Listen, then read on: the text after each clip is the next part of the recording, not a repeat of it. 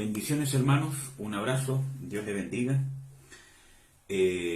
Bueno, que el Señor nos pueda dar sabiduría, nos pueda dar gracia.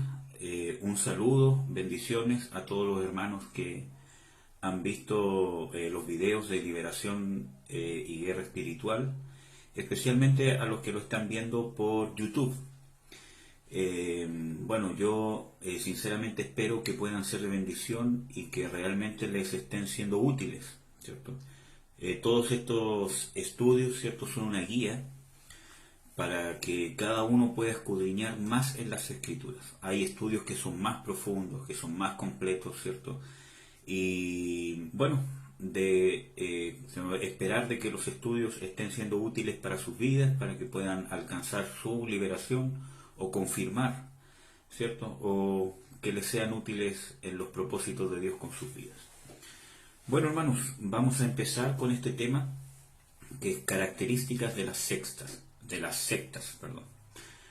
Ahora, ¿por qué es importante y por qué lo incluí dentro de los estudios para poder recibir liberación? Porque es importante entender quiénes pueden necesitar liberación y también entender qué es una secta, porque hay muchas veces que uno puede estar en una doctrina sectaria o en una iglesia sectaria o derechamente en una secta sin saberlo. Y es importante dar un poco de luz sobre el tema para que después podamos entrar de lleno, ¿cierto?, al tema que nos convoca de cómo recibir liberación o qué es cuáles son los pasos para poder ser libre, que es, yo creo, que lo más importante. Así que vamos a hablar un poco de las características de las sectas, y también les voy a compartir un poco de mi testimonio. Vamos a ver, que Dios nos vaya guiando. Antes de empezar, sí, vamos a orar. Les pido perdón, pero no sé qué le pasa a este programa. Siempre me hace lo mismo. Pero lo arreglo al tiro. Ahí sí. Oremos. Padre, te bendigo, te doy las gracias. Yo te ruego, Señor, que me llenes de tu unción, de tu Espíritu Santo, para poder guiar, Señor, y que por medio de tu palabra o de las cosas que vamos a ver ahora, Señor, esto pueda hacer luz, guiarnos, Señor, a quizás darnos cuenta si es que hemos participado o estamos participando en algún tipo de secta o en alguna cosa que a ti no te agrade, Padre. Yo te pido que me des sabiduría para poder hablar esto, Señor, con verdad, con veracidad, Señor, y también con prudencia, y que me des la sabiduría y la unción necesaria de tu Espíritu Santo para que las tinieblas sean confrontadas, para que sean alumbradas por tu luz. En el nombre de Jesús de Nazaret. Amén. Amén, amados. Bueno, vamos a empezar. Es importante entender qué significa una secta. Yo estuve buscando alguna definición exacta, en este caso en la Constitución en Chile, y no hay una descripción exacta de qué significaría secta, ¿ya?, sino que habla más bien de toda convocación, ya sea religiosa, que vaya en contra de la moral, ¿cierto?, que está establecida en la Constitución en Chile o en contra de las leyes en Chile, ¿cierto?, es penada por la ley o puede ser sancionada por la ley, pero no hay una definición en sí de qué es secta. Cuando uno habla de secta, hay algunos estudios también que hablan de sectas destructivas y sectas que no son destructivas. Cuando habla de que destruyen la libertad y la autonomía de una persona, ¿cierto?, y entran en una agresión con cualquier tipo de salud integral de la persona, ya sea mental, psicológica o física, de sus adeptos. Eso más o menos, ¿cierto?, es considerado por algunos estudios como una secta destructiva. Bueno, y hay muchos ejemplos de suicidios masivos, ¿cierto?, o ¿cómo se llama?, flagelaciones, etcétera, etcétera. Pero vamos a describir más o menos qué es una secta. Ahí me salté un poco. Ahí sí. y vamos a hablar algunas de las características que pueden tener las sectas. Puede que ustedes encuentren estudios más completos que hablen de más características. Mientras más completo sea el estudio, mejor. Pero como cristianos, la característica principal de una secta siempre va a ser si se apega o no se apega a la palabra de Dios. Hay un texto bíblico que yo escribí en la portada de mi Biblia, ¿cierto? Cuando yo me estaba convirtiendo, que es Isaías 8:20. Dice, a la ley y al testimonio. Si no dijeren conforme a esto, es porque no les ha amanecido. Entonces, simplemente en Isaías 8:20 dice, a la ley y al testimonio, si no dicen conforme a esto, es porque no les ha amanecido. O sea, que no es revelación de Dios. La escritura, la palabra de Dios, ¿cierto? Es la verdad irrefutable, que debe ser entendida en su totalidad. Amén. Y no aisladamente, sino en su totalidad, porque Dios es una persona. Dios tiene su carácter, tiene su moral, tiene sus principios que no cambian. Por lo tanto, para poder entender los principios de Dios, debo conocer a Dios a través de las Escrituras. ¿No? Entonces, ¿cuál es nuestro referente entre la verdad y la mentira? La palabra de Dios. Yo creo que todos ustedes saben que en las Escrituras, ¿cierto? Hay dos definiciones de qué es la verdad, que a la vez uno podría considerar que son lo mismo, y realmente son lo mismo, y vamos a intentar comprobarlo en las Escrituras. Primero, al Señor Jesucristo, se le define como la verdad. Él mismo dice, yo soy el camino, la verdad y la vida, y también hay pasajes bíblicos que hablan que Él es el testigo fiel y verdadero, etcétera, etcétera. También el mismo Señor Jesucristo define a la verdad como la palabra de Dios, cuando dice, yo les he dado a conocer tu palabra es verdad. Por lo tanto, la palabra de Dios, o el logos, porque yo creo que ustedes saben también que hay dos palabras en el griego que son traducidas en la Biblia, ¿cierto?, como palabra. Una es logos y otra es rema. El logos habla de un decálogo, una doctrina, algo escrito, algo establecido e inquebrantable. Y el rema habla de la palabra hablada de Dios, ¿cierto?, por su boca, obviamente. Y el verbo de Dios es la palabra logos. Y el verbo de Dios es Jesucristo, según Juan 1 y según Apocalipsis. Porque en Apocalipsis habla de que cuando el Señor Jesucristo vuelva, va a venir con el nombre del verbo de Dios. Que se los voy a buscar, aunque yo creo que todos lo saben, pero se los voy a buscar de todas maneras. Apocalipsis 19:13 dice, y estaba vestido de una ropa teñida en sangre, y su nombre es llamado el verbo de Dios. Si ustedes leen todo el contexto, se podrán dar cuenta que está hablando del mismo Señor Jesucristo. Por lo tanto, Jesucristo es la expresión, o es la palabra de Dios, el decálogo de Dios, la doctrina de Dios. Él es la palabra de Dios, Él es la verdad, ¿cierto? Bueno, hay muchos textos bíblicos más que uno podría ver, ¿cierto? Pero yo creo que ya les he dado los principales que prueban de que el Señor Jesucristo es la palabra de Dios, ¿ya? Ahora bien, es importante porque nuestro fundamento debe ser Jesucristo, y la verdad es la que nos va a dar la luz para saber qué es mentira. Si yo no sé qué es verdad, no voy a saber qué es la mentira. Por lo tanto, ¿cómo yo voy a descubrir qué es la mentira? No escudriñando en qué cosas son mentiras, sino escudriñando en la verdad, en la palabra de Dios, en Jesucristo. Pero de una manera práctica que vamos a intentar ver ahora, ¿cierto? ¿Por qué es importante? Porque hay doctrinas fundamentales. Hay doctrinas fundamentales que se basan, ¿cierto?, y que establecen la verdad, y justamente están centradas en la persona de Jesús. La verdad está centrada en la persona de Jesús porque Él es la verdad. Él es el fundamento de la palabra. Entonces, si ustedes leen en la segunda carta de Juan, en el versículo 8, dice, sí, en el versículo 8, dice, mirad por vosotros mismos, porque no perdamos las cosas que hemos obrado, sino que recibamos galardón completo. Cualquiera que se revela y no persevera en la doctrina de Cristo, o en el logos de Cristo, o en el estudio de Cristo, ¿cierto?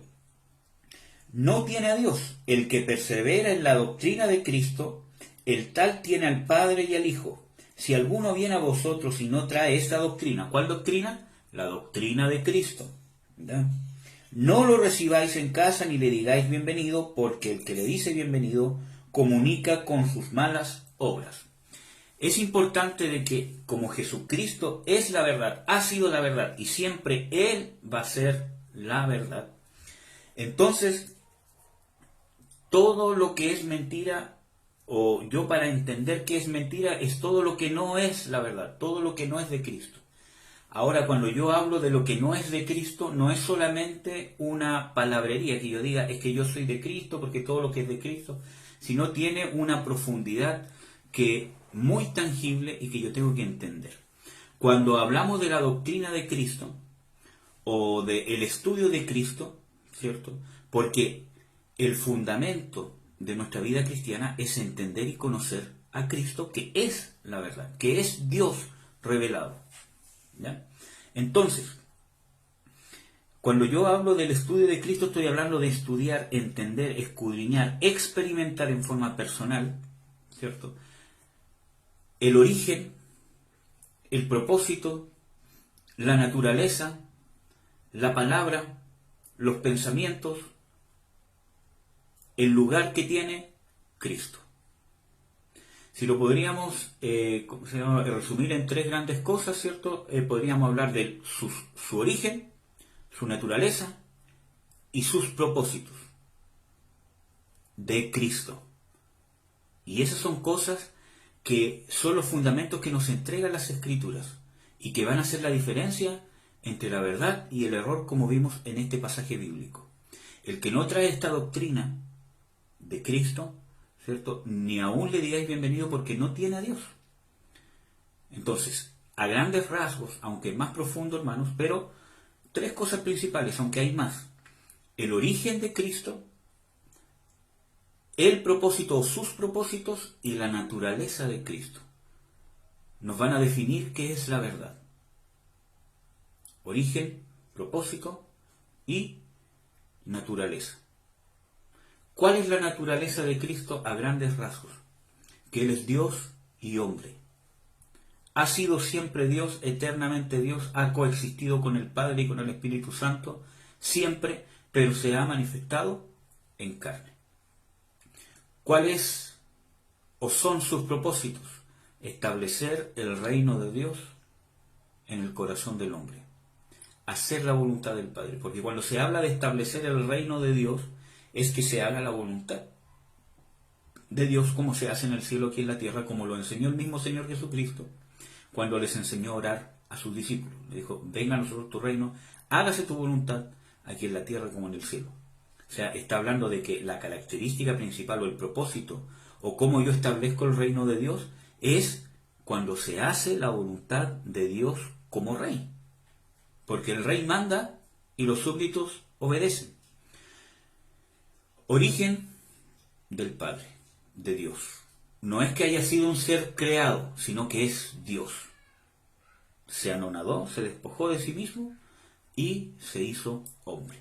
Que eso ya más habla de un estudio más profundo de cristología. Entonces, el estudio de Cristo, ¿quién es la persona de Cristo? ¿Cuál es su origen? ¿Cuáles sus propósitos?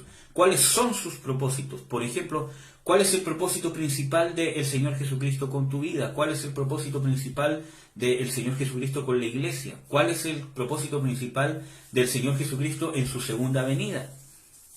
Todas esas cosas van a establecer la verdad. Cristo, su estudio. ¿Quién es? ¿Qué es lo que hace? ¿Qué es lo que hará? ¿Qué es lo que hizo? Porque establecer el reino de Dios en el corazón del hombre incluye inevitablemente la salvación. Entonces, todas esas cosas son doctrinas fundamentales. Y todo lo que se escapa de eso, ¿cierto? Obviamente no es de la verdad. Por eso que nuestro principal fundamento debe ser Jesucristo.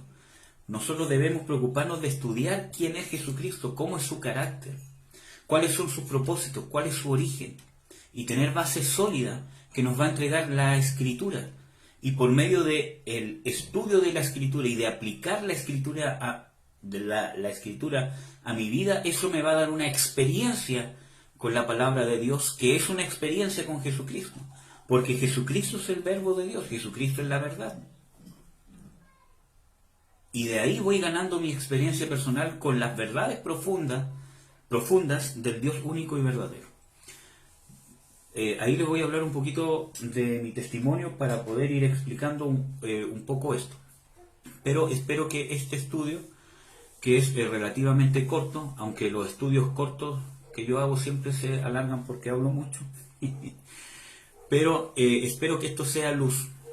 Amén.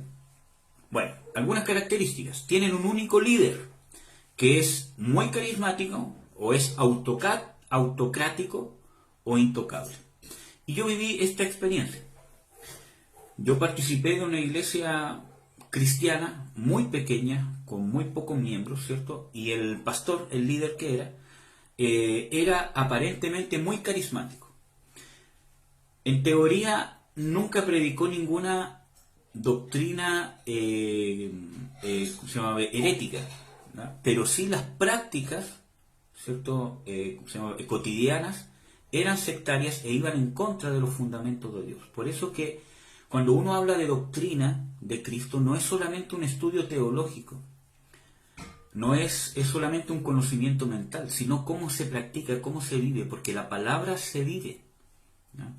Entonces, era muy carismático. Cuando yo llegué era muy carismático, pero cada vez que me fui adentrando, fue creando una dependencia y poniendo su autoritarismo sobre mi vida, a tal punto que fui apartado de en mi familia, aunque vivía dentro de la misma casa que mi familia, pero empecé a sectarizarme de mi familia y a verme como alguien superior, alguien mejor que cualquier otra iglesia, porque creíamos en el ministerio de liberación, ¿cierto? Por las experiencias que habíamos tenido con los demonios, y todos los demás estaban mal, y nosotros estábamos en un conocimiento superior, y él era el intocable.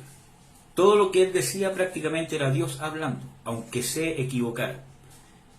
Y ahí hubieron muchos abusos físicos, verbales.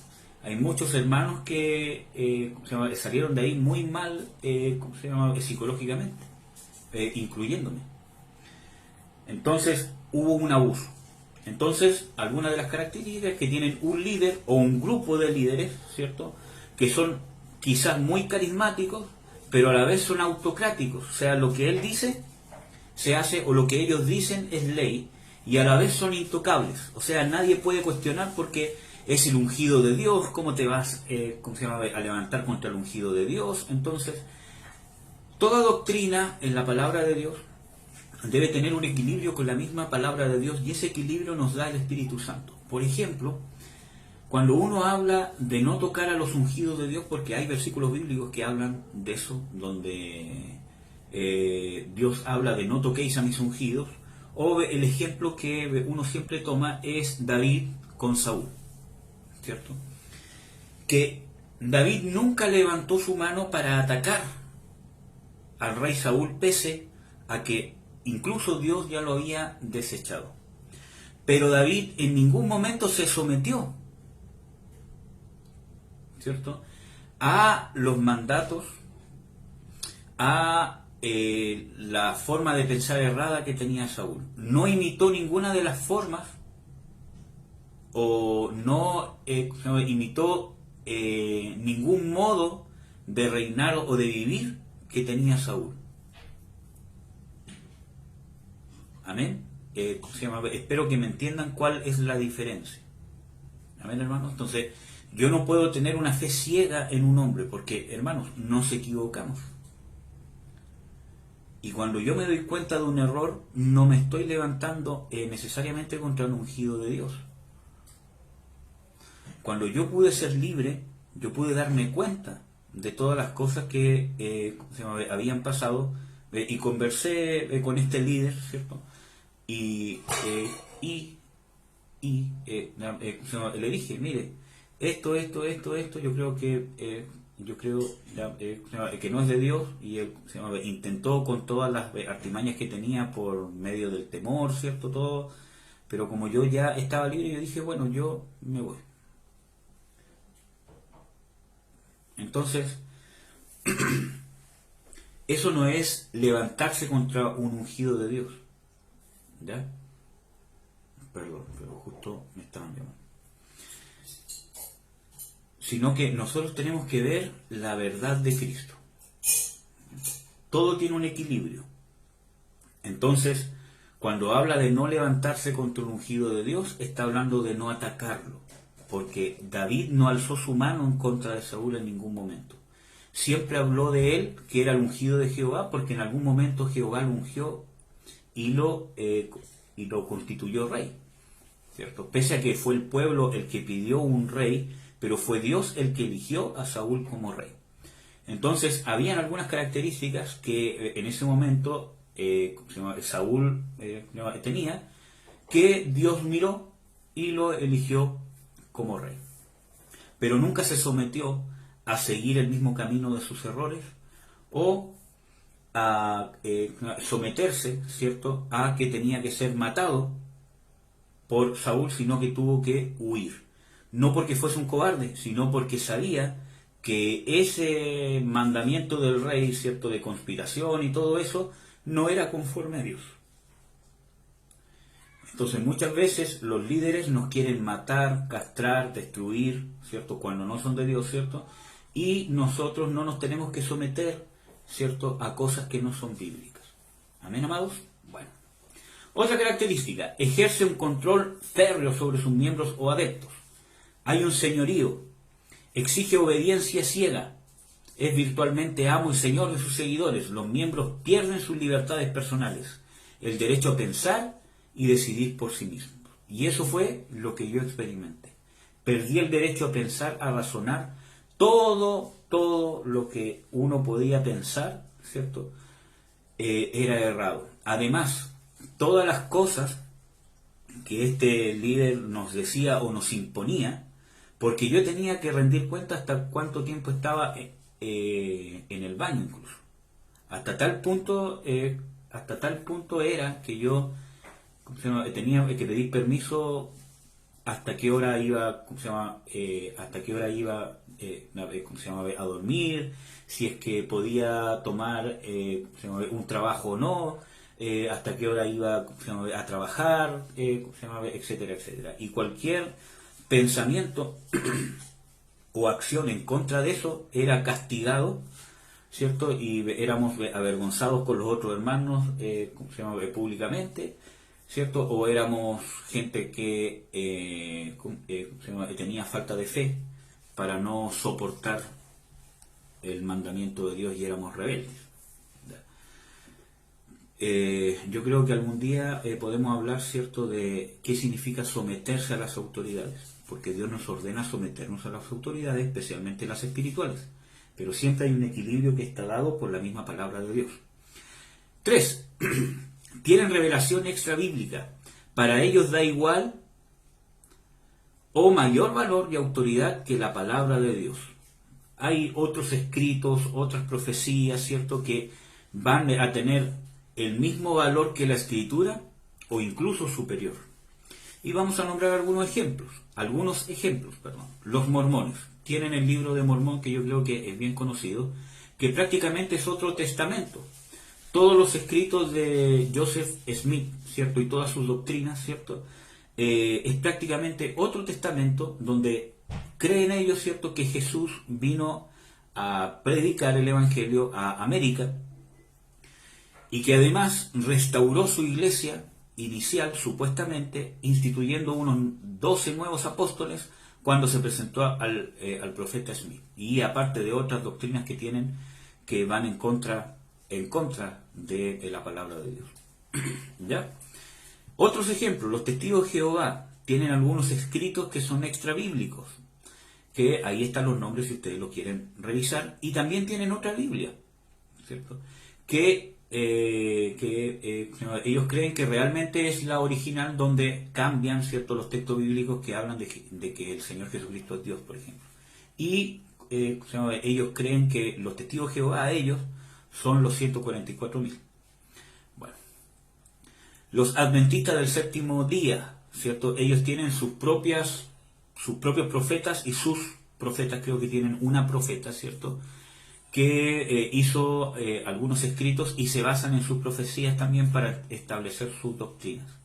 Entonces, cualquier secta, aunque aparentemente no se aleje mucho de la doctrina de salvación, ¿cierto?, pero si yo tengo algo extra de la palabra de Dios, que yo le estoy dando un valor igual o superior a las escrituras, ya puedo ser considerado como una secta, porque estoy escapando de la verdad revelada de Dios a través de las escrituras. Es importante, hermanos, porque las escrituras es la palabra de Dios. El mismo Señor Jesucristo da veracidad de que las escrituras son la palabra de Dios, ¿cierto? Dios ha hablado muchas veces, ¿cierto? Y no todas las cosas que Él dice necesariamente están escritas en la Biblia. Me explico. En Hebreos 1 dice de que Dios ha hablado de muchas maneras, pero no todas esas palabras, ¿cierto?, que por ejemplo Dios habla a todos sus hijos, y no cada cosa que habla se escribe automáticamente en el libro de la Biblia.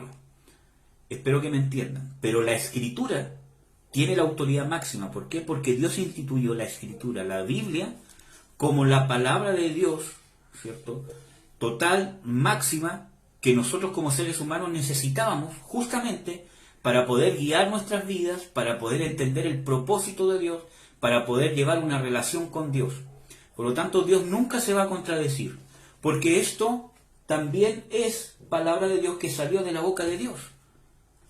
Por lo tanto, si el mismo que habló la Biblia, ¿cierto?, ya sea por medio del profeta, ya sea por medio del apóstol, ya sea por medio de quien sea, ¿cierto?, Él estableció las escrituras como su palabra verídica, y Dios intervino para que se pudieran juntar estos libros, ¿cierto? Es decir, de que si viene una palabra a mí que contradice las escrituras, no es el mismo que habló las escrituras, porque es la misma persona, es Dios, es el Espíritu Santo. ¿Amén, amados? Bueno, ese es un tema profundo también. Entonces, las escrituras es la palabra máxima, o la profecía, o la revelación máxima que Dios nos ha dado, y por medio de esa palabra, Dios nos revela su voluntad. Por ejemplo, si yo estoy consultando por escoger entre dos trabajos, y los dos trabajos son buenos, los dos trabajos no van en contra de ningún ¿cómo se llama?, el mandamiento bíblico, ¿cierto? Pero quiero realmente que el Espíritu Santo pueda guiarme, ¿cierto?, para ver cuál es mejor según sus propósitos y lo que Él ve más allá de mí. Aunque los dos son buenos y no van a ir en desmedro ni de mi familia ni nada, sino que creo que los dos van a ser de bendición, pero tengo dos opciones. Entonces, si yo busco la guianza del Espíritu Santo, puede ser que Dios me guíe y me hable para que yo escoja uno o no escoja el otro. Entonces, a través de las Escrituras, ¿por qué? Porque para que Dios me pueda hablar, yo tengo que ser un hombre o una mujer, ¿cierto?, que esté viviendo, practicando, y que esté tomando todas mis decisiones para agradar a Dios, fundamentado en la Escritura.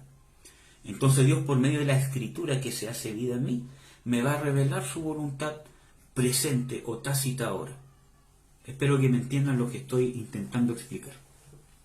Bueno, más ejemplos. La ciencia cristiana, que en realidad es una herejía, que ya conversamos de eso en el estudio anterior. La Iglesia Católica tienen los libros apócrifos de donde sacan, ¿cierto?, que los muertos pueden intervenir en el mundo de los vivos, ¿cierto? Hay libros ¿cómo se llama?, apócrifos, donde muestran a el espíritu de ¿cómo se llama?, Jeremías, que ora e intercede por el pueblo de Israel en el tiempo de los macabeos, ¿cierto?, para que pudieran ganar sus guerras. Entonces, y tantas otras cosas más que han sacado de los libros apócrifos y muchas otras que han sacado de religiones paganas. Pero bueno, ¿qué más? Sus tradiciones, que en la gran mayoría son sacadas de religiones paganas, que no tienen nada que ver con el cristianismo y que las cristianizan, porque una forma de evangelización de la Iglesia católica, ¿cierto?, era cual llegar a un lugar, tomar sus tradiciones y cristianizarlas, ¿cierto?, para que las personas no se tuviesen que convertir, sino que pudieran seguir sus vidas, pero siendo católicos. Ejemplo, en Chile, por ejemplo, la fiesta de la Tirana, que se celebra en el norte ¿cómo se llama? En el norte, ¿cómo se llama? De Chile, ¿cierto? Y que es un culto a Satanás, un culto a un demonio, literalmente es un culto al demonio. Pero cuando vinieron los católicos a Chile, cristianizaron, entre comillas digo cristianizaron, ¿cierto? Cristianizaron esa fiesta y ahora se llama de la Virgen de la Tirana. Y así muchas cosas más, hermanos. Por ejemplo, lo que se celebra el día el nacimiento de San Juan, ¿cierto? Es un rito satánico al dios del fuego que se celebraba, tengo entendido, perdonadme si no soy tan específico, pero que se celebraban en los pueblos nórdicos de ¿cómo se llama? De Europa. Entonces, cuando llegaron también los católicos, la cristianizaron diciendo, ¿cierto?, que era el día de San Juan, que coincidía, ¿cierto?, con lo que ellos creen o lo que ellos establecieron, que el nacimiento del Señor Jesucristo fue el 25 de diciembre, que es poco probable en realidad el Señor Jesucristo es imposible que haya nacido en diciembre. Y hay muchas, razones bíblicas para verlo, aunque no se sabe una fecha exacta. Pero esa fecha del 25 de diciembre también es una creencia pagana, ¿cierto?, al dios Iris, o al dios del sol, como lo quieran llamar, ¿cierto?, con una diosa madre, que también en su momento la cristianizaron. Bueno, y etcétera, etcétera. Entonces, ¿qué más? Los escritos de los padres, los acuerdos de los concilios sobre el purgatorio, sobre un montón de cosas. Por ejemplo, la mariolatría o la idolatría hacia María, ¿cierto?, que también es herético, ¿cierto? Y hay escritos de los secretos de Fátima, que tienen igual o incluso más importancia para este tipo de grupos, ¿cierto?, que incluso las mismas escrituras o que la misma Biblia. Entonces, todo eso son características sectarias. ¿Qué más? Son exclusivistas. Creen que son la única iglesia verdadera, ¿ya? Si no, por lo menos creen que son la mejor, como el caso que yo les explicaba. Que aunque en el grupo que yo estaba no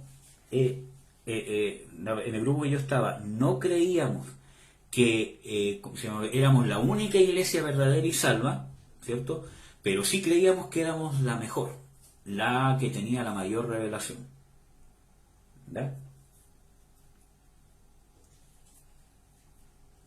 Perdón, ahí hay una corrección que me hicieron. El dios Horus, no Iris, perdón, me equivoqué. Pero bueno, ¿cómo se llama? Gracias por la corrección. El dios Horus era el del 25 de diciembre, o de Saturnalia también. Entonces, ven a la Virgen, María, como corredentora, como comediadora, ¿cierto? Creen en su asunción corporal, en su virginidad perpetua, hermanos, y en la Biblia es claro que la Virgen María tuvo más hijos y que no fue virgen durante toda su vida, porque dice claramente en las Escrituras que José no la conoció, o sea que no tuvo intimidad sexual con ella hasta que nació Jesús. O sea, eso habla claramente que después sí tuvo intimidad sexual con ella. ¿Por qué? Porque eran un matrimonio. Y Dios instituyó el matrimonio para que el hombre y la mujer sean una sola carne. no hay ningún escrito bíblico que hable de la asunción corporal de la Virgen María, ni tampoco de que ella es corredentora. Cuando habla el versículo bíblico en, en las bodas de Canaán, ¿cierto? De que María les dijo a los sirvientes, hagan todo lo que Él les diga, eso no tiene nada que ver con una corredención, con una intercesión, absolutamente nada. Simplemente, como cualquier otra persona, les dijo, oye, hagan lo que Él les diga, que lo podría haber dicho Pedro, que lo podría haber dicho Juan, que lo podría haber dicho cualquier persona que sabía que Jesús era el Maestro y que era el Hijo de Dios. Cuando hay una mujer en la Biblia que cuando está escuchando al Señor Jesucristo grita y dice, benditos los pechos que te dieron de, ¿cómo se llama? ¿Cómo se llama? En mamar, el Señor Jesucristo responde, antes benditos los que oyen y hacen la voluntad de mi Padre. O sea, el mismo Señor Jesucristo nunca exaltó a su madre más que cualquier otro discípulo. Incluso cuando le vienen a decir al Señor Jesucristo de que están aquí tu madre y tus hermanos, que está hablando de su madre y sus hermanos carnales, ¿por qué? Porque María tuvo más hijos. Por lo menos 6, 4 hermanos y 2 mujeres por lo menos. Habían 6 hermanos y hermanas del Señor Jesucristo. Y eso está claro en la Biblia, incluso está con nombres. Entonces Él dice, ¿quiénes son mi madre y mis hermanos? Los que oyen la palabra de Dios y los que hacen la voluntad de mi Padre. ¿Amén? Entonces queda totalmente descartado. Bueno, son exclusivistas, como les decía, se aíslan de las demás iglesias cristianas, mantienen una actitud de su superioridad y de menosprecio para las demás iglesias y practican lo que se llama elitismo, que yo intento sacar gente de otras iglesias para traerla a mi doctrina, establecer en mi doctrina que me caracteriza como secta o como grupo especial, ¿cierto? O sacarlo de otras iglesias cristianas para que se hagan parte de nuestro séquito, más que en el Evangelio y que realmente las personas se conviertan. Sigamos. Tienen interpretaciones peculiares de las Escrituras, se exceden del uso del lenguaje simbólico o figurado, establecen la doctrina que enfatizan como un requisito para la comunión. O sea, para que tú seas parte realmente de la iglesia verdadera, entre comillas, o para que realmente seas salvo, ¿cierto? O de nuestro grupo élite, ¿cierto? Debes proclamar, creer o practicar esta revelación particular que tiene esta iglesia, valga la redundancia, en particular. Por ejemplo,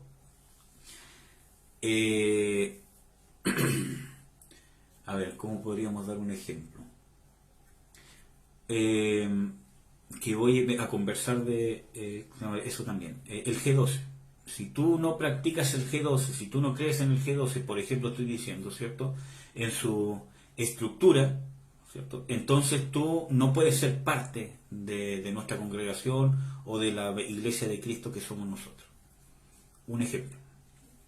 ¿Qué más? Son demasiado legalistas o demasiado liberales. Entonces, en cuanto a la moral, o son muy estrictos o son muy liberales. Y nosotros tenemos que vivir en la libertad con que Cristo nos llamó. En Gálatas 5 es claro las Escrituras. Yo les voy a leer aquí. Gálatas 5.1 dice, estad pues firmes en la libertad con que Cristo nos hizo libres y no volváis otra vez a ser presos en yugo de servidumbre. Ahí está hablando del legalismo, que el Señor Jesucristo nos vino a libertar del legalismo, pero eso no nos deja exentos de que nosotros estamos regidos por la ley de la libertad, o sea, por la palabra de Dios, en temas morales, de actitud, de cómo ser padre, de cómo ser obrero, de cómo ser jefe, de cómo ser esposo, cómo ser esposa. ¿Ya? ¿Qué más dice? Pero hay un texto importante, que es el que se los quiero compartir, que también está en Gálatas 5, que dice,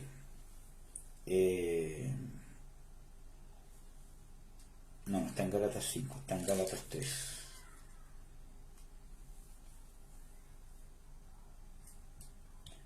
encuentro. Dice que solo que no uséis la libertad como ocasión para la carne. Sí, creo que está en Gálatas 3, pero no lo encuentro.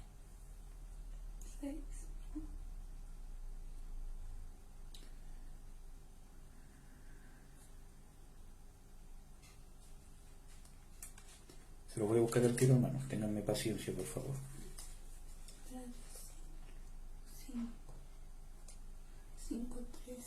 13, ahí está. Gálatas 5:13 dice: porque vosotros, hermanos, a libertad habéis sido llamados, solamente que no uséis la libertad como ocasión para la carne, sino servíos por amor los unos a los otros. Entonces, en Gálatas 5:1 está hablando del legalismo, y en Gálatas 5:13 está hablando también de el liberalismo, no sé cómo decirlo, el libertinaje, gracias. El libertinaje. Nosotros somos libres del legalismo, pero también nuestra libertad en Cristo no es para darle rienda suelta a mis pasiones carnales, sino estamos regidos por la palabra de Dios, por la moral de Dios, por los estatutos de Dios. Amén. Bueno, ¿qué más? Y se dedican más al proselitismo, como les decía, y también muchas veces usan el mismo lenguaje que las iglesias cristianas, que son verdaderas, pero cambian el sentido de las palabras. Por ejemplo, los testigos de Jehová hablan mucho del reino de Dios, del salón del reino, ¿cierto? Y hay un movimiento herético que, por lo que estuve viendo, es muy antiguo, de la teología de la liberación, que habla de que la salvación no va a ser consumada, ¿cierto?, hasta que haya una liberación política y económica, ¿cierto?, literal aquí en la tierra. Entonces, incluso se han hecho guerras, se han hecho actos de violencia siguiendo esa teoría de la liberación, que es una mezcla de marxismo, de comunismo, de fanatismo y de un montón de cosas. ¿Ya? ¿Qué más? Enseñan que la salvación no solo es por gracia divina y por la fe en Jesucristo, sino que el hombre tiene que hacer algo, cualquier cosa extra, para poder ser digno de la salvación. Nosotros sabemos que la salvación es por gracia, y es clara las Escrituras cuando hablan de que la salvación es por gracia. Hermanos, el bautismo en sí, en agua, no salva. La salvación es por fe. La salvación es una gracia de Dios que es inmerecido para el hombre y que se recibe por fe, porque la salvación fue consumada en la cruz. Cuando yo me convierto, porque cuando hablo de fe, no es solamente, listo, yo creo que soy salvo, gracias Señor. Cuando uno habla de fe, habla de una fe de conversión.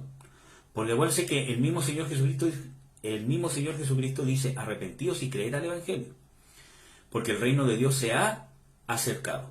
Por lo tanto, cuando yo realmente creo con una fe salvadora, con una fe profunda, donde yo deposito la confianza de la salvación eterna de mi alma en la persona de Jesús, ¿cierto?, ahí soy salvo. Cuando hay una conversión, cuando eso va a provocar un nuevo nacimiento, porque es algo sobrenatural, es algo que el hombre no puede alcanzar con que haga algo. Si no, ya no sería por gracia. El bautismo en agua es un acto de obediencia que es necesario que todo cristiano haga. ¿Por qué? Porque cuando yo no hago los mandamientos de Dios, yo mismo me estoy acarreando rebelión sobre mí mismo y las consecuencias que trae eso. Entonces, cuando yo no le hago caso a la palabra de Dios abiertamente, realmente eso da indicio de que nunca me convertí de corazón a Dios y que solamente dije que Él era mi Señor de diente a labio y no lo recibí como mi Señor en el corazón, porque cuando yo digo que Él es mi Señor es porque me someto a su señorío. Amén. Bueno, vamos a seguir. Algunas sectas contemporáneas. Y estuve escudriñando algunas de estas cosas. Algunas de estas yo ya las conocía, pero algunas tuve que estudiar un poquito. No vamos a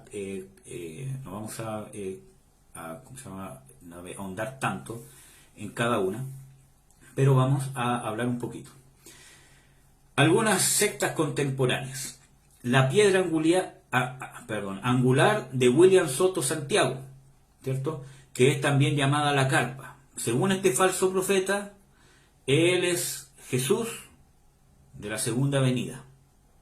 Él es el Cristo que habría de venir y además Él es el ángel de la séptima trompeta y ellos son la iglesia del Apocalipsis.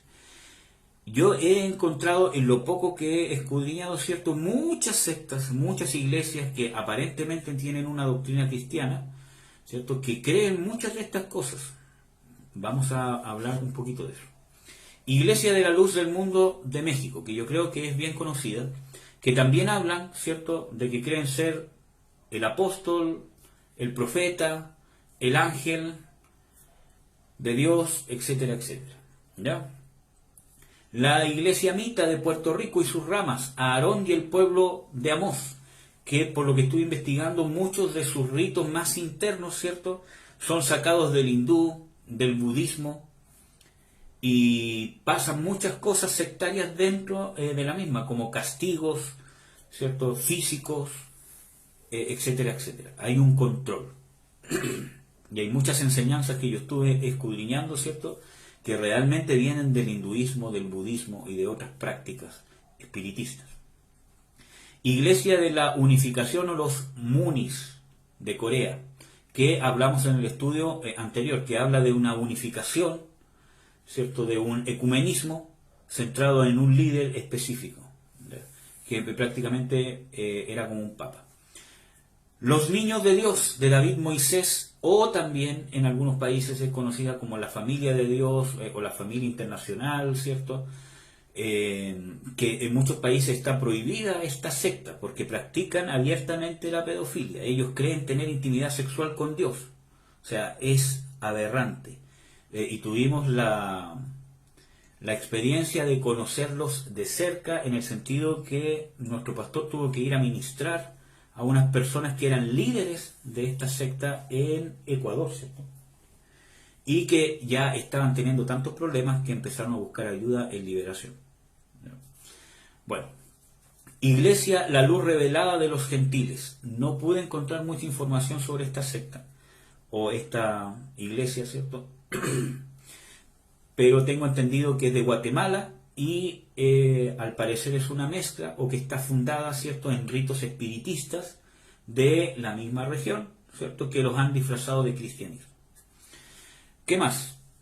La Iglesia Metropolitana de la Comunidad, o la ICM, o también conocida como Fraternidad Universal de las Iglesias de la Comunidad Metropolitana. Ellos también creen en el ecumenismo. Ellos creen que todas las iglesias son bienvenidas independientemente de la fe que profeses, no importa si eres católico, mormón, no importa lo que profeses, pero todos somos una misma iglesia y todos llevan a Dios. Ellos son uno de los pioneros en defender, ¿cierto?, de aceptar, ¿cierto?, a la comunidad LGTBI, ¿cierto?, o el homosexualismo, como que ellos incluso son todavía hijos de Dios. ¿Ya? Hermanos, miren, Dios tiene su palabra y una moral establecida. Nosotros no somos reinos de esta sociedad, o sea, nosotros, ¿cómo se llama? No somos llevados, ¿cierto?, o súbditos, por decirlo así, de algún gobierno de esta sociedad. Nosotros somos súbditos del Rey que nos rescató, del Rey de toda la tierra, que es Jesucristo. Y Él es el que nos manda a someternos a toda autoridad humana, porque toda autoridad es puesta por Dios. Cuando yo entiendo esto de una manera profunda y no lo llevo a un extremo, voy a entender, ¿cierto?, que mi vida, mi forma de actuar, va a ser siempre bajo las leyes, la moral de Jesucristo, porque Él es mi Señor. Hay que recordar de que Pablo, con los que estaban con Pablo, fueron acusados de enseñar que había otro Señor. Eso está en el libro de Hechos, que se los voy a compartir. Déjenme encontrarlo. El otro día lo marqué justamente para poder compartirlo en algún momento. No sabía cuándo, pero ahora parece que... Pero está en Hechos. Se lo busco al tiro.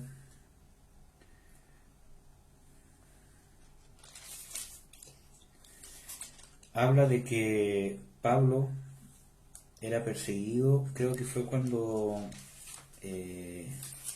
echó fuera el demonio de la mujer pitonisa. Después hubo un disturbio y lo llevaron ante... Déjame buscar.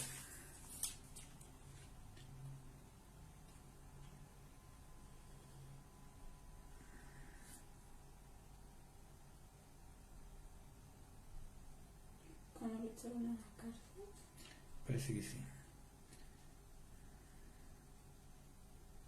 El mismo capítulo. No, parece que lo estoy confundiendo. Se lo busco al tiro, hermano. Pero es un alboroto que hubo en la ciudad. Quiero buscarlo porque... ¿No es eso? Sí, pero hay una parte donde hablan de que estos enseñan que hay otras ordenanzas, que hay otro rey. Que estos enseñan que hay otro rey, dice.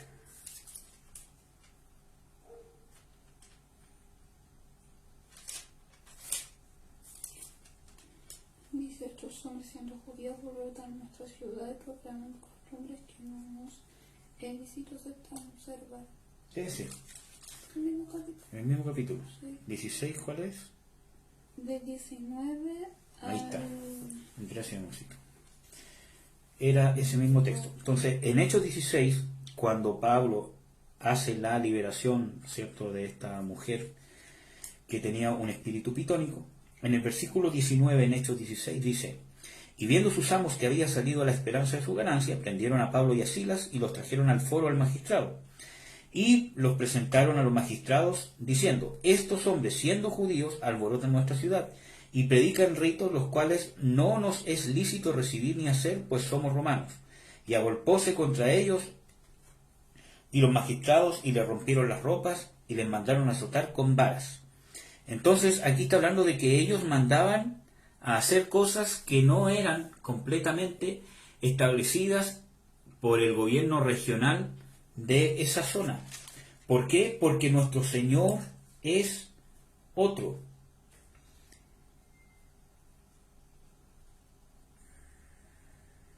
Aquí está. Y también en Hechos 17. Este es el texto que yo les quería leer. Desde el 4 dice: y algunos de ellos creyeron y se juntaron con Pablo y con Silas, y de los griegos religiosos grande multitud y mujeres nobles no pocas. Entonces los judíos que eran incrédulos, teniendo celos, tomaron consigo algunos ociosos, malos hombres y alborotaron la ciudad, y acometieron a la casa de Jasón y procuraban sacarle al pueblo.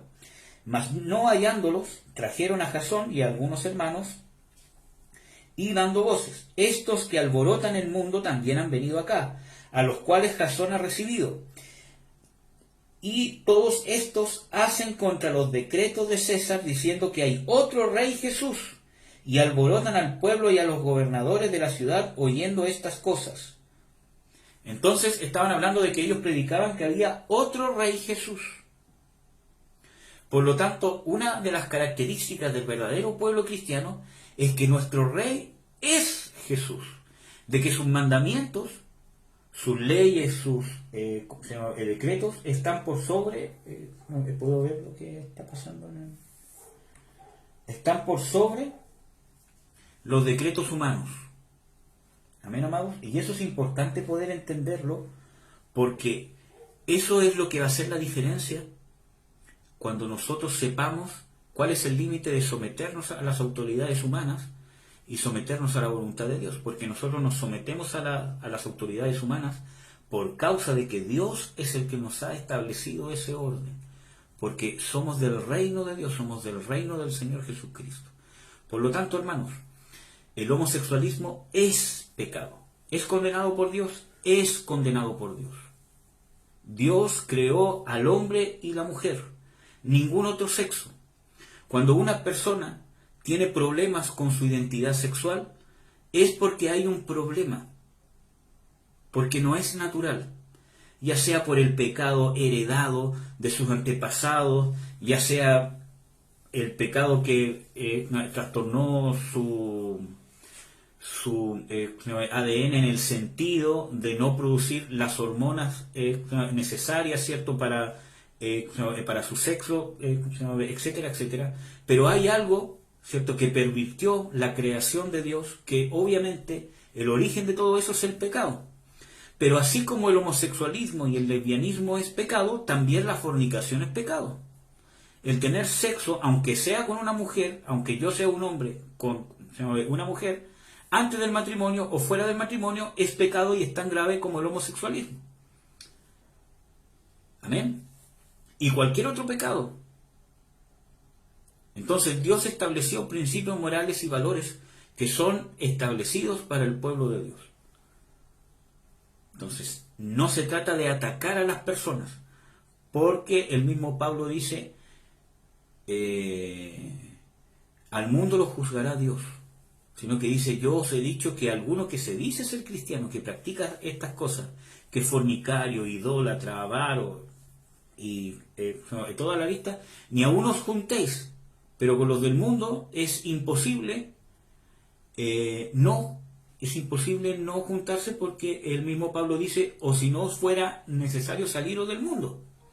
Y el mismo Señor Jesucristo dice, están en el mundo, pero no son del mundo, porque no nos regimos bajo el sistema del mundo que está gobernado por Satanás, aunque estamos físicamente en este mismo mundo.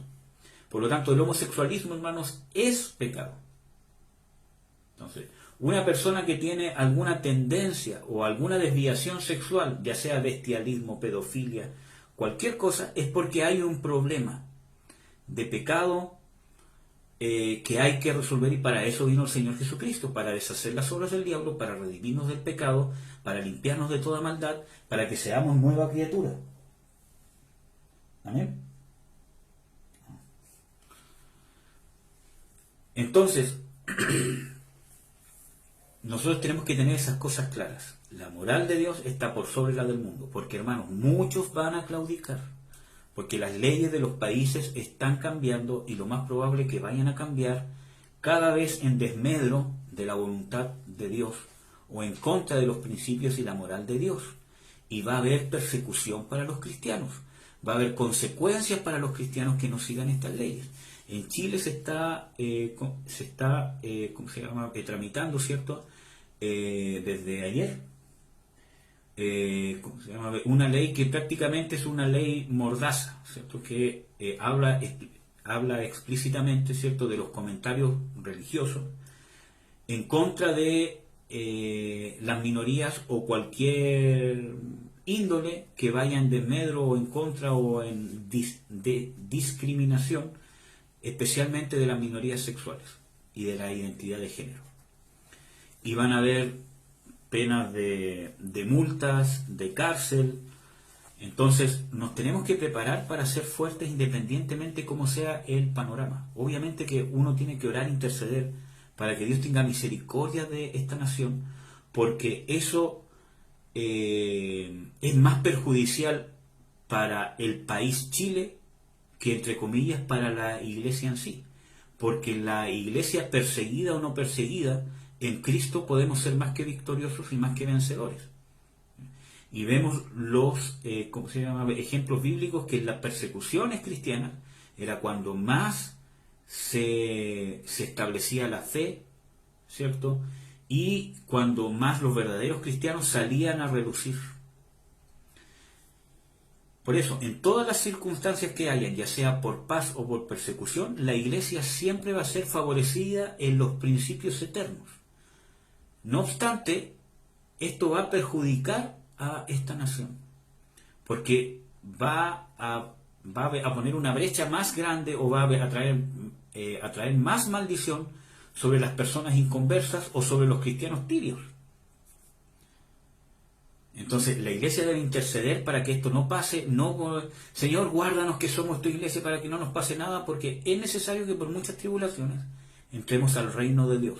Nosotros, cuando intercedemos, hay que interceder para que realmente pueda ser proclamada tu palabra, para que haya una oportunidad, para que no venga maldición sobre este país, y para que podamos tener la libertad de alcanzar las almas y de hacer tu voluntad. Porque la voluntad de Dios, ¿cuál es? Que todos los hombres se salven y vengan al conocimiento de la verdad. Amén. Pero no sé por qué me salí tanto del tema. Bueno, vamos a ver. Agrupaciones que son consideradas sectas por algunas iglesias cristianas o por algunas organizaciones cristianas. Aquí hay algunas organizaciones que son consideradas sectas, quizás no por todas las iglesias cristianas, pero sí por algunas. La Iglesia de Cristo. Espero que aquí no haya un alcance de nombre. Si hay un alcance de nombre, obviamente no es esa, ¿verdad? Pero principalmente las que enfatizan en la regeneración bautismal, que el bautismo en agua es lo que regenera al hombre. Que el agua en sí misma es lo que le hace tener nueva vida, lo que mata, entre comillas, al viejo hombre. Hermanos, el viejo hombre sigue aquí, desgraciadamente, pero aún así con un propósito de Dios de formación de nuestras vidas. Pero el agua en sí misma no regenera nada. Es un testimonio de lo que Dios ha hecho en mí.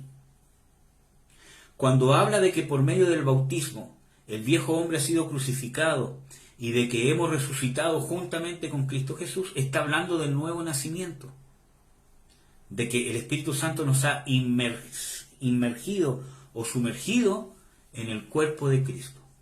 Bueno, hay muchos versículos bíblicos, yo los invito a ver si es que quieren, un estudio que hay también en YouTube de doctrina básica sobre los bautismos.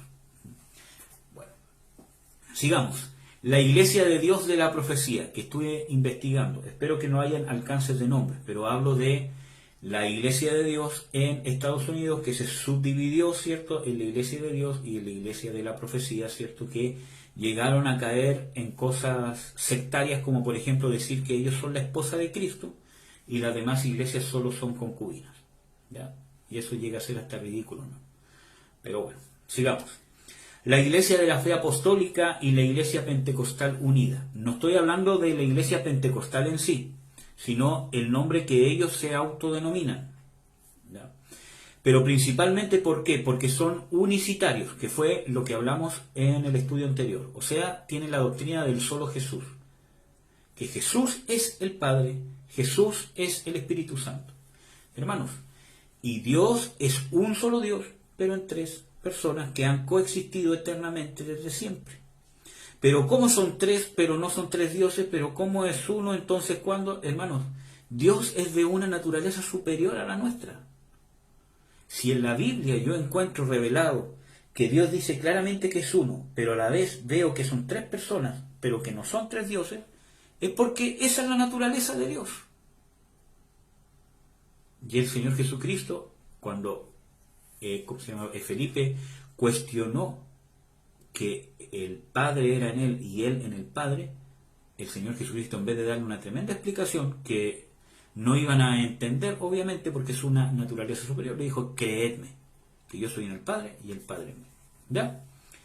Es una iglesia originaria de México, que también es conocida como Iglesia Apostólica de la Fe en Cristo, que habla del pentecostalismo unicitario, fue fundada en 1914, y puse esto, ¿cierto?, por si hay algún alcance de nombre con otra iglesia que tenga un nombre similar, para que no crean que estoy hablando de ella, sino de esta en particular y de sus ramas, o que siguen esta, porque hay muchas iglesias, o esta doctrina se ha infiltrado en las iglesias cristianas de la del solo Jesús.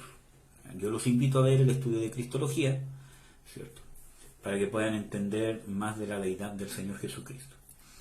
Los adventistas del séptimo día y de la Iglesia de Dios del séptimo día, que guardan el sábado y la ley mosaica. Hermanos, el guardar el sábado, aunque si hay una persona que quiere guardar el sábado, amén, que lo guarde. Pero si lo quiere imponer como que es una ley o como que es necesario para la salvación o para ser cristiano, o para ser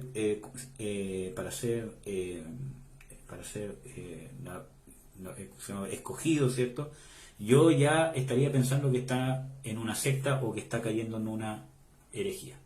Si hay alguna persona en sí que puede hacerlo y que lo quiera hacer de corazón para Dios, ya, bueno, pero no es necesario bíblicamente. ¿Por qué? Porque nosotros entramos en nuestro reposo, según Hebreos, entramos en nuestro reposo en Cristo Jesús. Amén. Y vamos a entrar también un reposo en su segunda venida. Bueno, la iglesia local de Witness Lee, sobrino de Watchman Nee. Yo no tengo claro si realmente él es sobrino o solamente fue un conocido. ¿Ya? Hay una idolatría de esta iglesia local, ¿cierto?, hacia esta persona de Witness Lee. Seguramente este hermano debe haber partido con una sana doctrina, ¿cierto? Bueno, yo estuve investigando y no hay tanta información, pero sí estas iglesias al parecer han caído en una idolatría, dándole una importancia tan importante como las escrituras a los escritos de este hermano. Por lo que estuve viendo, al parecer él no tuvo esa intención cuando lo hizo, ¿cierto? Pero sus seguidores con el tiempo parece que sí lo idolatraron o idolatraron lo que él había escrito, que habla de la iglesia local en casas, ¿cierto? Y habla de la economía de Dios y de muchas otras cosas más. Creciendo en gracia de José Luis de Jesús, que yo creo que ustedes la pueden conocer y que creo que ya la nombramos, ¿cierto? Bueno, también es sectaria o es una secta. La Iglesia Universal del Reino de Dios del Obispo Macedo en Brasil, o el Pare de Sufrir, ¿cierto?, que usan muchos actos de fe, como los baños con el aceite de Israel, el agua que está bendecida del Jordán. Entonces hablan de actos o cosas, ¿cierto?, que son canalizadores de la fe. No, hermano, y eso no es así, ¿ya? Y hay, hermanos, muchas veces, bueno, cosas muy parecidas dentro de la iglesia cristiana. Así que ojo con los famosos actos proféticos. Miren, quiero ser muy cuidadoso en esto porque todo lleva un equilibrio. Si Dios me lleva a hacer algo por fe, y yo estoy seguro que es Dios, yo lo voy a hacer, independientemente de lo que piensen los demás. Obviamente que no vaya en contra de las escrituras, obviamente, porque esa es la palabra principal. Pero el mismo Señor Jesucristo también hizo cosas inspiradas por el Espíritu Santo, ¿cierto? Por ejemplo, cuando Él hizo sanidades a ciegos, ¿cierto? Hay veces que Él impuso las manos, hay veces también que Él hizo lodo y escupió y puso el lodo en los ojos de las personas, o sea, el ciego, ¿cierto?, y lo mandó a lavarse los ojos en el estanque de Siloé. ¿Por qué lo hizo? No lo sabemos, pero lo hizo por lo menos una vez, ¿ya? Y ¿fue inspirado por Dios? Claro que sí, porque dice, y es claro de que Jesucristo hacía lo que veía hacer al Padre. Entonces tampoco nos podemos cerrar del todo. Pero ¿qué pasa cuando yo le doy un énfasis a esas cosas mayor que los propósitos principales de Dios, que las Escrituras, que los propósitos que Dios tiene? Porque ¿cuál era el propósito del Señor Jesucristo? ¿Buscar un acto profético para eso? No. El propósito era poder establecer el reino de Dios sobre esa persona, y la manifestación del reino para él en ese momento fue la sanidad, para que tuviese testimonio de que Jesús era Dios encarnado, o el enviado de Dios, ¿cierto?, que estaba estableciendo el reino realmente de Dios aquí en la tierra, que Él era el Mesías. Ese era el propósito principal, que Él recibiera esa sanidad. Dios le dijo en esa oportunidad que lo hiciera así, y Él simplemente no cuestionó, obedeció. Pero nunca se olvidó del propósito principal. ¿Cuál es el problema? Cuando yo caigo en un extremo. Es que todo lo que tengo que hacer, tengo que buscar un acto profético para hacerlo, porque si no, no es de Dios. No, hermano. Yo he experimentado muchas liberaciones, quizás no tanto como extraordinarias, pero muy grandes, ¿cierto?, con cosas muy sencillas. Con confrontar a un demonio, de hasta 5 horas estar con una persona ahí luchando contra un demonio hasta que sale, hasta incluso cuando, mire, hay un caso de un hermano que yo discerní de que estaba mal, que estaba ¿cómo se llama? Endemoniado, ¿cierto? Que estaba siendo, ¿cómo se llama? Víctima de un demonio. Y lo llamé por teléfono y, ¿cómo se llama? ¿Cómo se llama? Me cortó. Y la pastora en ese entonces me llamó preocupada por él, ¿cierto? Porque no estaba contestando, etcétera, etcétera. Y yo le informé que lo intenté llamar y que no me quería contestar, y ella me dijo, bueno, hermano, entonces no insista más. Ya, yo corté, estaba tranquilo, y Dios me dijo, llámalo. Y yo dije, otra vez lo voy a llamar, ya. Llamé y me cortaba. Y Dios me dijo, insiste hasta que te conteste. Estuve 1 hora. Miren, por dentro decía, pero, pucha Señor, sí, en realidad en tu palabra, ¿cierto? Dice de que esto es del que quiere. Entonces, ¿cómo yo voy a ser tan invasivo? Pero Dios me dijo, llámalo hasta que te conteste. Y yo llamé, hasta que me contestó.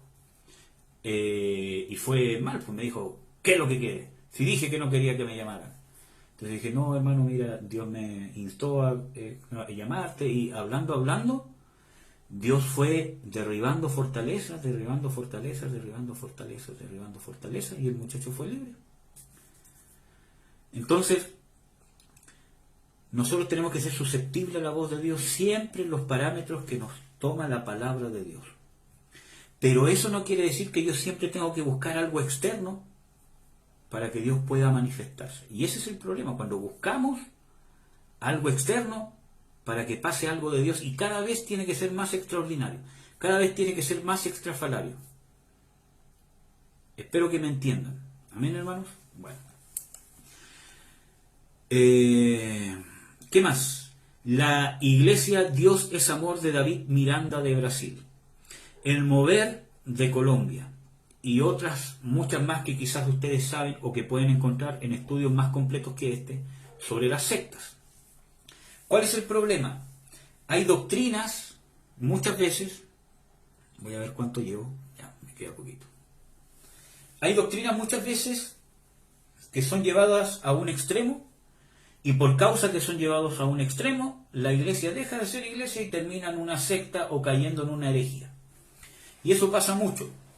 Por ejemplo, el discipulado de la autoridad y sujeción, que es lo que yo viví. Yo por ser,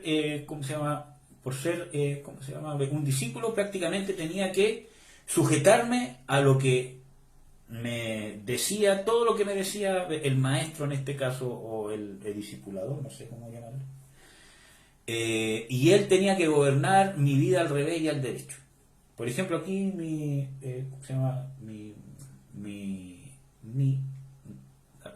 esposa fue víctima también de que este líder quería hasta decirle cuáles son las cortinas que tenía que poner, cuál es la mesa que se tenía que comprar, ¿cierto? La loza, el color de las cosas que se tenía que comprar, ¿cierto? Porque era parte de la sujeción y del entrenamiento en Cristo. Gracias a Dios que ella no le hizo caso, pero fue tachada como una rebelde, como una indomable. Y entonces ahí vemos una doctrina del discipulado que es bíblica, pero llevada a un extremo. Dios estableció el discipulado como la forma de adoctrinar a los cristianos. Eso está en Mateo 28. Dice, haced discípulos a todas las naciones, enseñándoles que guarden todas las cosas que os he mandado. Y aquí vamos a explicar a grandes rasgos de qué se trata el discipulado, para que entendamos que hay un propósito. Siempre, hermanos, nosotros tenemos que entender cuáles son los propósitos de Dios, cuáles son las prioridades de Dios, porque hay muchos mandamientos de Dios en la Biblia, pero muchas veces no todos son, o no todos tienen la misma importancia para Dios. Aunque es un mandamiento de Dios, pero no todos tienen la misma importancia. Por ejemplo, Dios nos ordena someternos a toda autoridad, porque toda autoridad es puesta por Dios. ¿Es un mandamiento de Dios? Sí, es bíblico y está en más de un texto bíblico. Hay por lo menos 2, ¿cierto? pero es más importante para Dios la sujeción a Dios mismo que a una autoridad. En la palabra de Dios dice: honra a tu padre y a tu madre. Pero ¿cuál es el límite? ¿Cierto? Que cuando yo deba honrar a mi padre y a mi madre, eso me lleva a transgredir un mandamiento más profundo de Dios. Hasta ahí llega mi honra a padre y madre. Esos serían mis límites, por dar algunos ejemplos. Entonces hay prioridades en los mandamientos o en los propósitos de Dios. Por ejemplo, la sanidad. ¿Es un propósito de Dios? Sí. ¿Es importante para Dios? Sí. Pero hay otros propósitos que son más importantes. ¿Cuál, hermano? Si dice en las Escrituras que el Señor Jesucristo llevó nuestras dolencias, llevó nuestras enfermedades, que Él es el que sana todas nuestras... y tantos textos más que hablan de que Dios realmente nos quiere sanar y quiere que tengamos una vida saludable. Pero también hay versículos bíblicos, hay muchos más, y es un propósito más profundo de Dios, el formarnos a la imagen de su Hijo. Entonces, si una sanidad va a ir en desmedro de la formación de mi vida a la imagen de Jesús, Dios va a optar por lo que es más importante para Él. No es que Dios no me quiera sanar, no es que Dios esté contradiciendo las Escrituras, sino que hay propósitos de Dios que son más importantes. Aunque todos son importantes, pero hay propósitos que son más importantes. Espero que me entiendan. Y así nosotros tenemos que establecer nuestros propósitos en Dios en nuestra vida. Porque nosotros debemos tener propósitos claros con Dios. ¿Qué es lo que Dios quiere de mí? Por ejemplo, Dios me quiere formar a la imagen del Señor Jesucristo. Mi propósito principal como ser humano es hacer la voluntad de Dios en todas las áreas de mi vida y perfeccionarme en eso cada vez más. Que mis errores, por medio del arrepentimiento y del poder de Dios, eso me vaya perfeccionando para cada vez más poder ser una persona que haga lo que Dios quiere y lo que Dios anhela de mí. Y eso conlleva que Dios quiere que yo haga su voluntad y que lo ame a Él sobre todas las cosas. Segundo, en nivel de importancia, mi esposa. Dios quiere, anhela y es su voluntad que yo ame a mi esposa. Tercero, mis hijos. Dios quiere y anhela que yo sea un padre que refleje el amor y la paternidad de Dios sobre mis hijos. Cuarto, el ministerio. Es más importante la familia que el ministerio. Pero, ¿cuál es el problema? Porque si Dios me tiene un llamado al ministerio, ¿cierto?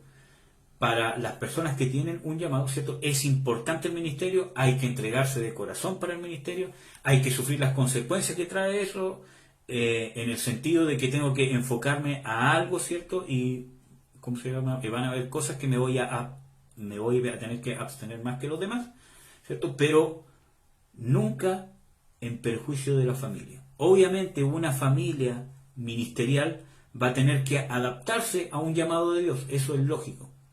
Pero cuando yo pongo en primer lugar el ministerio sobre mis hijos o sobre mi esposa, hay problemas. ¿Por qué? Porque estoy cambiando las prioridades de Dios. Aunque los dos son mandamientos de Dios, amar a mi familia y amar el ministerio, pero yo estoy cambiando la prioridad. Y eso me va a traer problemas. Porque eso no es hacer la perfecta voluntad de Dios. Un ejemplo. Otros conceptos que pueden ser llevados a un extremo. La superfe o la doctrina de la prosperidad. Hermanos, le voy a dar un texto que es la base de la prosperidad. ¿Usted quiere ser próspero?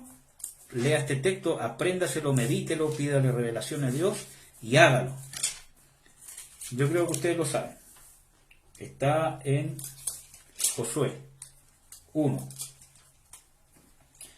versículo 7.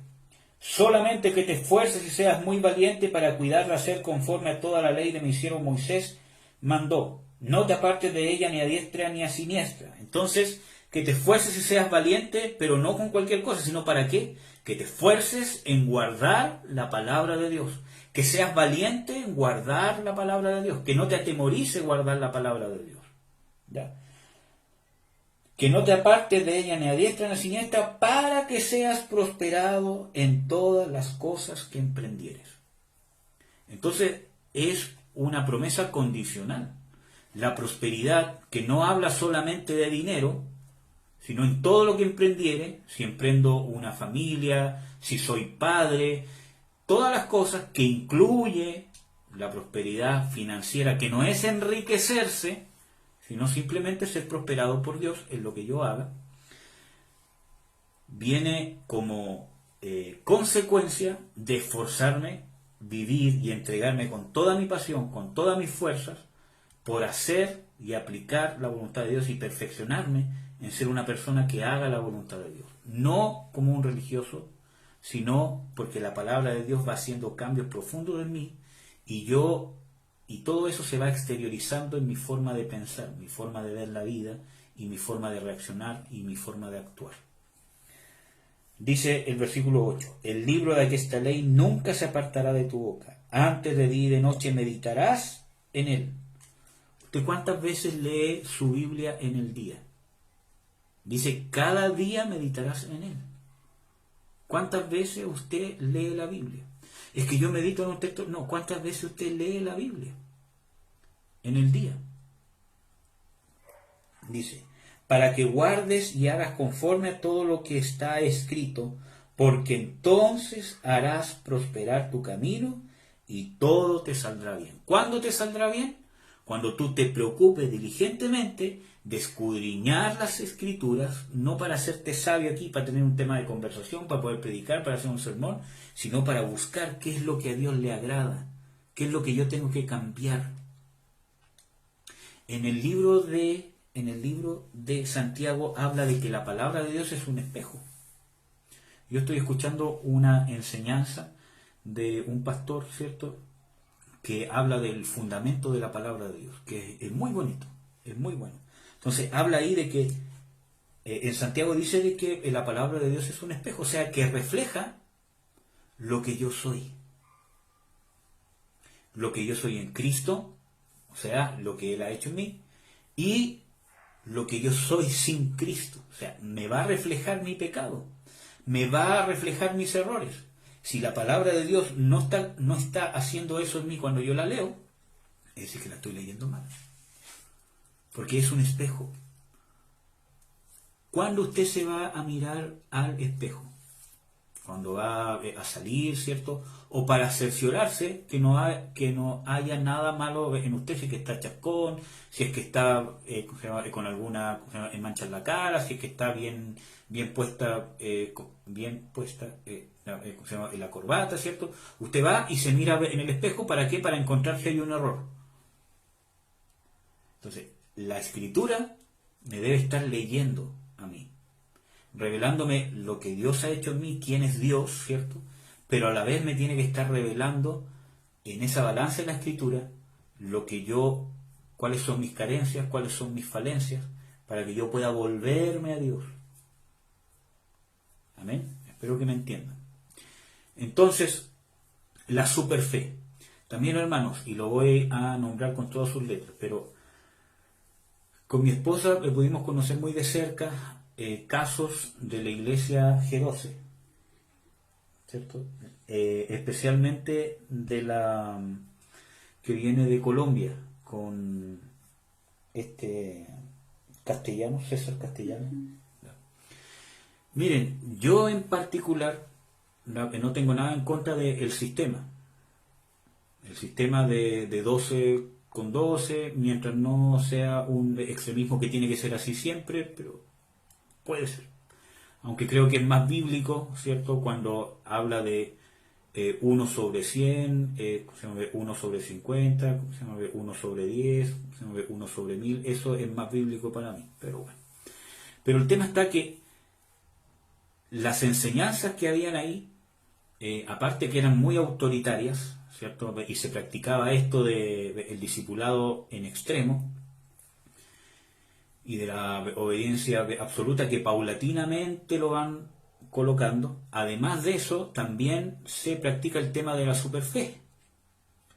Sueña, pídele a Dios. Hubo un muchacho, ¿cierto?, que estuvo incluso, en nuestra casa, ¿cierto?, que les enseñaban qué significaba pedir bien para ellos. Entonces, si yo quiero un auto, Tengo que pedir el auto y tengo que ser específico con Dios, porque si no soy específico en el color del auto, el kilometraje que tiene el auto, y estoy hablando de lo que ellos dicen, así mismo, el color del auto, el kilometraje que tiene el auto, el año del auto, la marca del auto y todas esas cosas Dios no me lo va a dar, porque yo tengo que saber pedir bien y tengo que ser específico. Si yo quiero una novia, ¿cierto? Que fue el caso también que nos dijo. Entonces yo tengo que pedir bien, porque si no soy específico no lo voy a recibir. Entonces tengo que decir cuánto mide, cuál es el color de pelo, que sea risueña, que esté estudiando esto, que sea ¿cómo se llama? Voluptuosa o delgada. Entonces eso para ellos es pedir bien, eso para ellos es pedir con fe. O el declarar, ¿cierto? Que también es una doctrina llevada a un extremo, ¿cierto? Que cae en una ¿cómo se llama? Herejía. No, es que tú tienes que declarar que ya tienes el auto. Yo tengo el auto, yo tengo un auto rojo marca ¿cómo se llama? Mercedes-Benz. Yo tengo un auto rojo marca Mercedes-Benz. Yo lo tengo. Hermano, eso es una herejía, es una tontera, es una locura. Y eso es presunción. Yo, si voy a declarar algo, tengo que declarar lo que dice la palabra de Dios sobre mi vida, sobre mi familia. Cuando en la Escritura dice de que Dios llama a las cosas que no son como si fuesen, habla de que nosotros declaramos lo que dice la palabra de Dios sobre nosotros, no porque estamos inventando algo, sino porque realmente es. Y nosotros queremos trasladar esa verdad espiritual que está en nosotros a esta dimensión, entre comillas, natural. Amén. Bueno, y así tantas cosas, hermano. Bueno, ¿cuál otra doctrina? El reino ya. O sea que dicen que el reino milenial es ahora ya, y que no va a haber un reino de 1000 años, sino que realmente el reino es ahora ya, que ahora el Señor Jesucristo está reinando literalmente, y que este es, entre comillas, el periodo del milenio.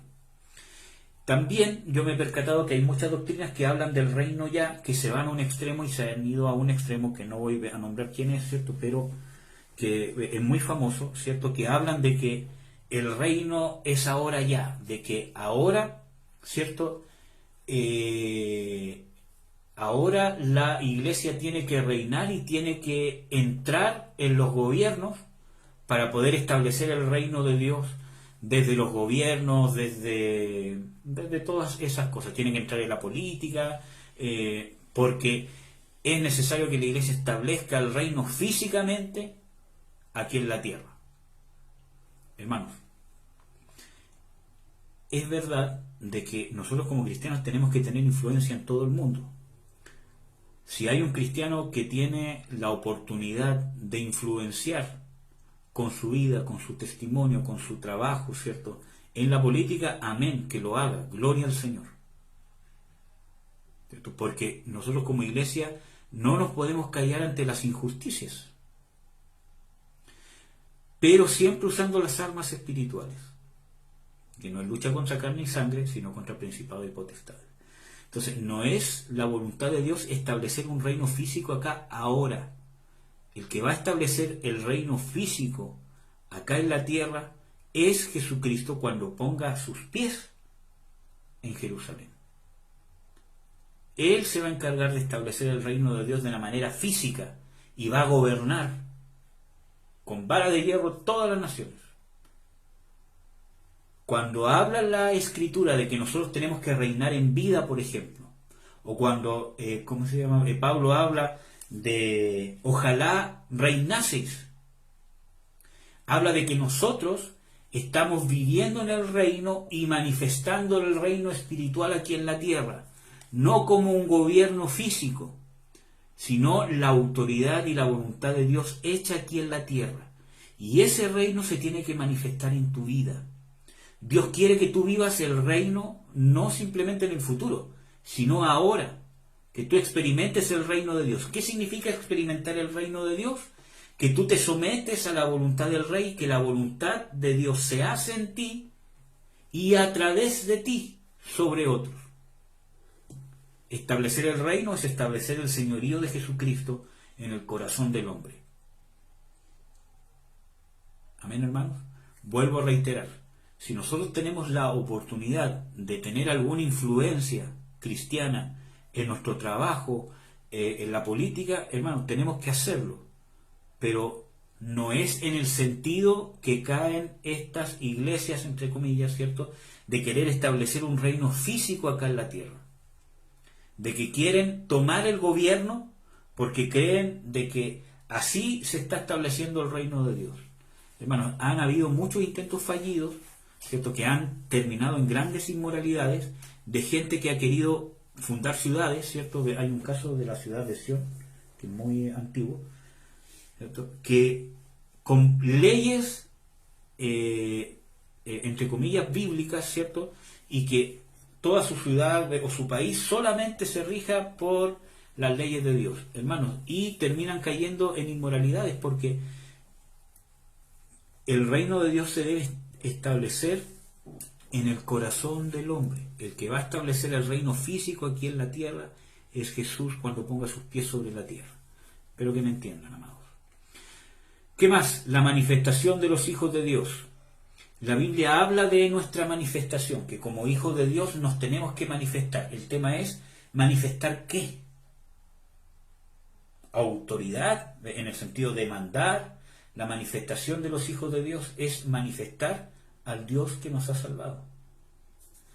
¿Qué más? Las caídas, o la unción de la risa, o cuántas otras cuestiones que hay que hemos visto, la unción de la cachetada, la unción del agua, la unción de la manguera, y tantas otras cosas, hermanos, que son hasta ridículas. Hermanos, todas estas cosas llevadas a un extremo pueden convertirse en errores, en herejías, y podemos terminar siendo una secta. Principalmente el tema de la prosperidad y todas las cosas que ya vimos. El tema de la superfe, el declarar, ¿cierto?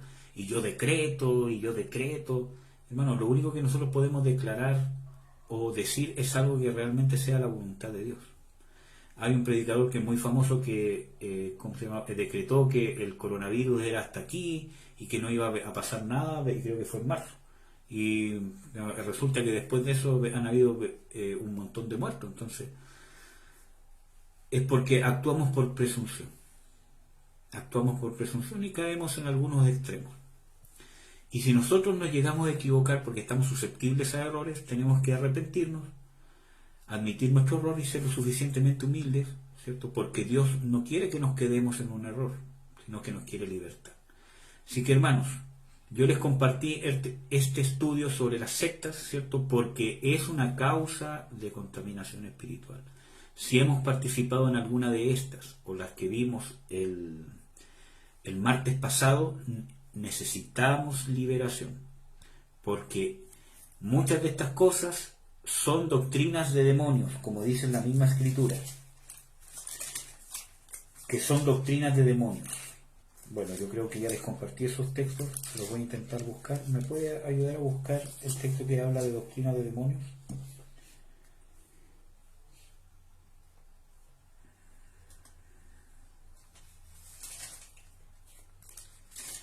Entonces es importante porque habla de que escuchando a doctrina. 1 Timoteo 4. 1 Timoteo 4. Dice: pero el Espíritu dice manifiestamente que en los venideros tiempos, o en los postreros tiempos, algunos apostatarán de la fe escuchando a espíritus de error y a doctrinas de demonios. Por lo tanto, hermanos, necesitamos liberación, porque muchas de estas doctrinas entran por un pensamiento carnal, pero terminan siendo doctrinas de demonios. Demonios entran y traen esto, o también un espíritu que vamos a ver, que es el espíritu de error, ¿cierto?, que tiene mucho que ver con las falsas doctrinas. Por lo tanto, hasta que no seamos libres, no siempre va a haber un impedimento para que podamos entender a cabalidad, como Dios quiere que lo entendamos, las verdades de Dios, las verdades bíblicas. Amén. Espero que este estudio les haya sido de bendición. Un saludo a todos los hermanos que se han conectado, a mi esposa que está aquí conmigo acompañándome, y a mi hijo Efraín que está en su vientre, a todos los hermanos que se conectaron, a la hermana Verónica, a, ¿cómo se llama? Mi mamá, al hermano que ahí lo vi conectado, al hermano, hoy se me olvidó el nombre, Cristian Vázquez, a la pastora Roxana Jopia, que también se conectó, y al hermano Fermín Jopia. Y a cualquier hermano o hermana que esté conectado y que no lo nombré, le pido mis disculpas, ¿cierto? Pero no todos me salen aquí.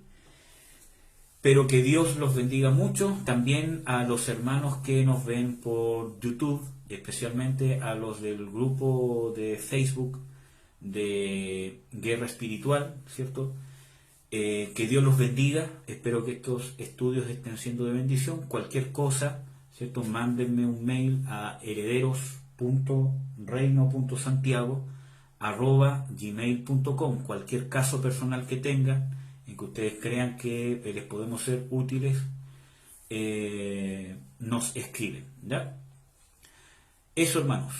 Sigan con los estudios. Ya vamos a entrar más profundamente, ¿cierto?, en cómo ir recibiendo liberación. Pero esto fue una introducción, estos dos estudios fue una introducción, ¿cierto?, para saber quiénes pueden necesitar liberación, para que nos identifiquemos si es que hay alguna cosa, y las características de las sectas, para ver si es que hemos participado en alguna, o quizás estamos participando en una. ¿Ya? Entonces, los bendigo, hermanos, y nos vemos el próximo martes. Los invito, si quieren, también mañana miércoles a las 20:30 horas, hora chilena, obviamente, para seguir viendo los estudios de doctrina. Justamente estamos viendo el estudio de Cristología. Gracias por sus comentarios al hermano Cristian Vázquez. Gracias por sus bendiciones para mi esposa. Gracias a mi mamá también por sus bendiciones. Que Dios los bendiga y que Dios los fortalezca, hermanos. Gracias por su compañía. Un abrazo a todos.